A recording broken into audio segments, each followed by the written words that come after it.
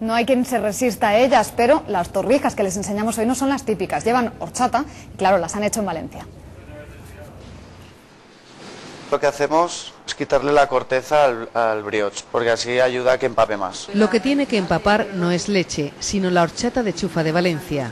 Después, el pan se reboza con azúcar para freír la torrija en la sartén con mantequilla.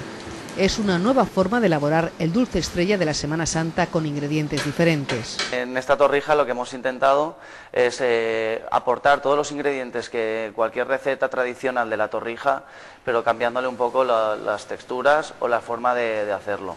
La canela nosotros la aportamos en el helado y el huevo nosotros nos lo ponemos porque lo que le aporta el huevo a nosotros nos lo aporta la chufa de Valencia.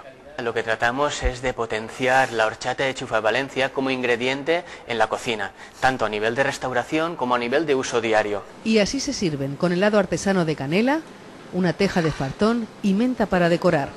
Una forma muy atractiva para los ojos que cuando se degusta es una delicia para el paladar. Me ha gustado mucho, es algo diferente a lo tradicional porque es mucho más liviana. Es una nueva y sencilla propuesta de restauradores valencianos, pero que podemos hacer perfectamente en casa estos días.